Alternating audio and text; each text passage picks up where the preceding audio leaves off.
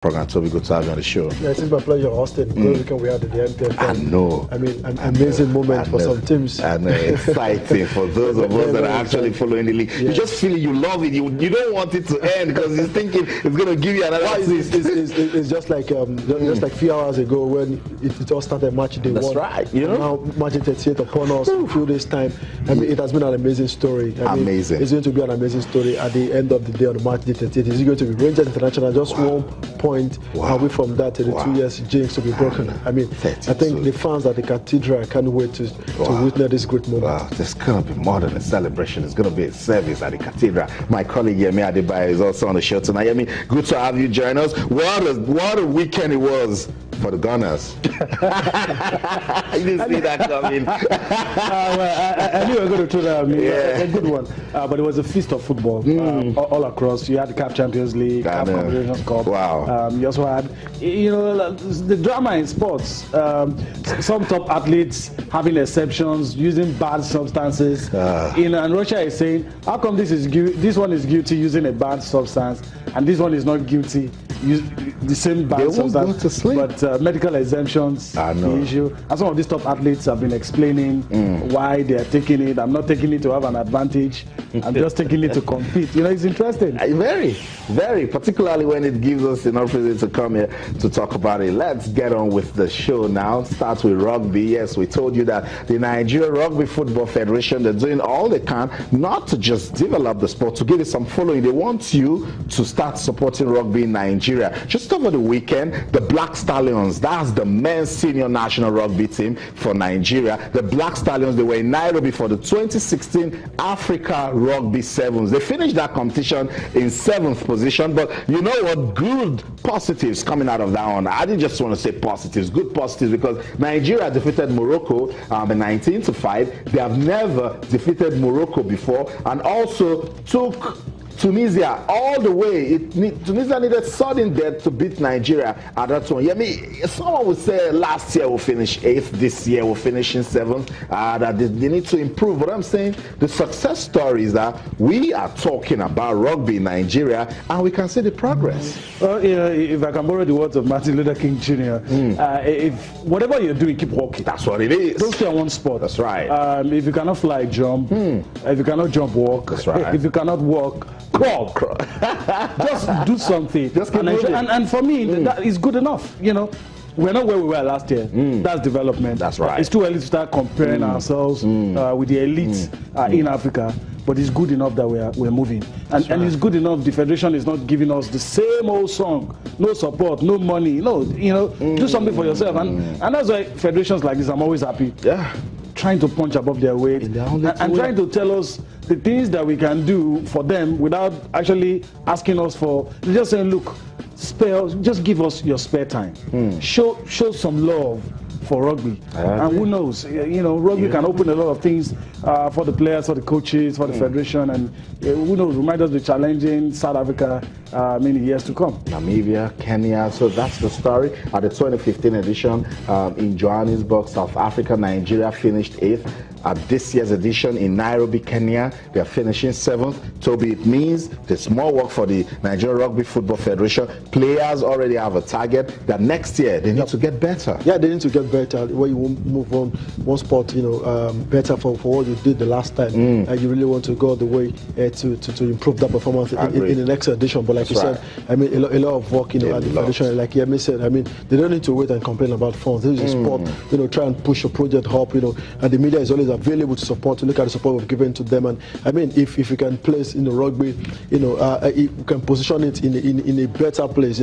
Our sponsors will come and show with them, and they will get enough fund to develop the sport. But I mean, like what said last week, we need to take pressure off football. And these are kind of sports we can engage the youth, engage talent, and then we can compete with the rest of the world. I just hope the federation will not, take their legs off the pedal. They will work hard, continue to work, check on the lapses, and then try to improve this performance. And then kudos to them, getting better for what they did the last time. We just hope they can improve on this. That's right. And then the NRFF, Nigeria Rugby Football Federation, also look beyond the challenges that Yemi talked about and see ways they can keep getting up. I love it when you said you need to take the pressure off football. So let's say South Africa beats us in cricket, we say we'll meet at the Rugby World Cup. It should be that way. It's not very interesting. Yeah. Even if you beat in the football game, we'll take you on in other sports. Get bragging right over you. I mean, we should spread all over other sports. I mean, we've got talent. We've got youth. We've got great talent, abundant talent that can engage themselves in this sport. We just need to create the facility, the atmosphere, and the right techniques to train them, and they will compete with the rest of the world. I just hope the federation can get things right and we can improve on this. Very important. That's right. So a quick update from the 2016 Africa Rugby Sevens by virtue of finishing first and second position in the Africa Cup played in Nairobi. Uganda and Namibia, they're becoming heavyweights in rugby in Africa. We represent the continent for the sole ticket to participate in the 2017-2018 HSBC World Rugby Sevens Series. Let me see how big it is. Yeah. That's the dream. That's what we're looking forward to. Uganda Sevens will also take part in the 2016 Dubai Sevens, courtesy of winning the Africa Cup Sevens, and we'll go there as an invitational side, which gives them another opportunity to rub shoulders with the big guys, gain valuable experience. I mean, the good thing about games like rugby, cricket, they have variations. I mean, you can make use of a whole lot of players who are better suited to this format or that format. That's very good. I like to pay particular attention to Namibia. You remember they were at the last Rugby World Cup. They're growing fast when it comes to rugby. And like someone rightly advised, before we even start thinking of South Africa, let's start looking at nations like that. How we could try to punch above our weight, climb the ladder. And I've always maintained, Austin, you don't jump up, you climb. That's right. If you jump, you come. You come down. If what you only prepare for is competitions, I mean, we've seen it happen with football. Yeah. You win tournaments, but you're not developing the game. There you go. That's what and we start looking for those players 4 or 5 years. 4 or 5 years down the line, because all you did was just get ready for competition. So competition should go hand in hand with trying to develop the sport. And I'm hoping that we'll be able to do that. I think it was 2 weeks ago we were joking about our rugby players, and I told you that my wife pointed out that you look at their big chairs, they are bowling, but it's unique that in spite of their size and how they look. Some of our rugby players on the suit and dress. You ask, are you sure you're a rugby player? Yeah, even some of the Springboks players, and about techniques. The game is gradually improving. So that's it.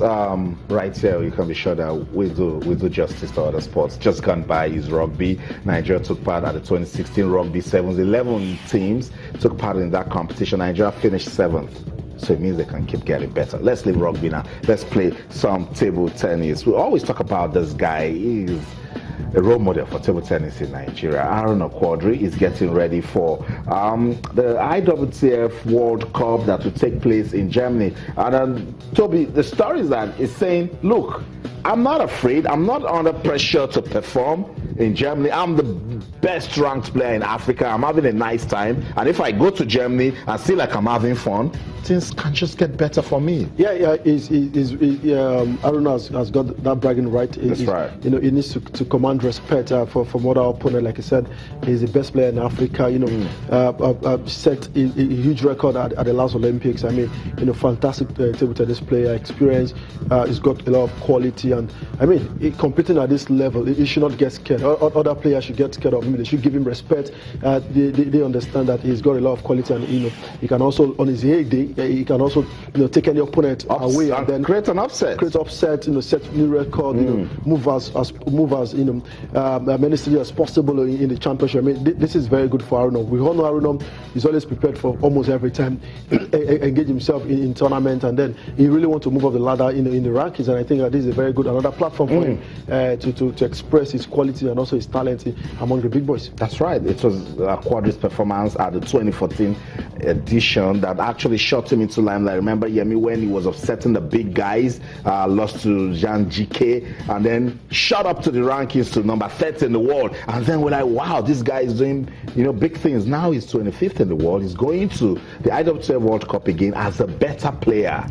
There's one thing I like. You should always be afraid of somebody who has nothing to lose, or somebody who says he has nothing to lose. So that fear is not there.